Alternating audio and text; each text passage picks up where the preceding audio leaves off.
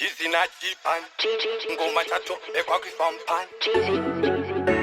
Mapisa rema Bad company. Maropisa chirema We got Sauce Flames on the track. Simbisa getorisi Pakutoda ka energy Temsa masribi papo trimu winda Pirates papo zisonda katinda Kutambira pakati pasibiti pasenda Nofira imomo ndoti never surrender Asidambuke katoka kakunoshinda Takaenda tichisimbisana nemachinda Ini chaisa ameno vanosaisa Vanotaipa ipapo kana kuchaipa Kuchova banka mtova Itakaitova kuita kutotompa Vanoziva kana kwese kwatinopa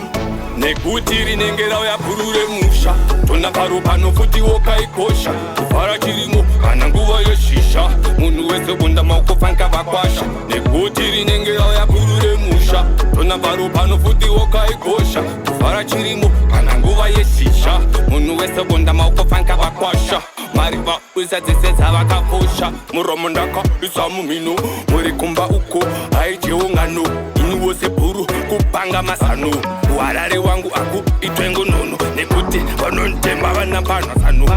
Zvando chaka zevano nondichaka Zeburu aiwa kutopondera mtsaka Buru rine swaka Nekuti rauya buru remusha Tona paro pano futi wokaikosha Vara chirimo kana nguva yeshisha Vanhu vese maoko mfanika vakwasha Nekuti rinenge rauya buru remusha Tona paro pano futi wokaikosha Kuvara chiribo kana nguva yeshisha Vanhu vese maoko mfanika vakwasha Vakugurisa dzese futi dzavakafosha Boro singaremerwe nenyanga dzaru Boro riserere mashave Boro rinomisa wai pamwe nengavi Boro risingachiswewo nemabhuru Boro futi rine mazmuru Boro rinoziva kwarakabva Tichitsando futi kuchigunduru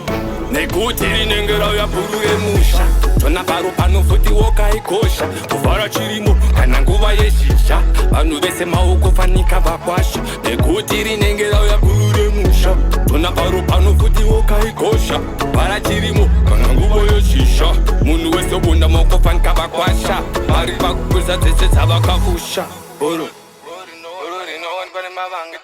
Tenenyura Atina vanotonurwa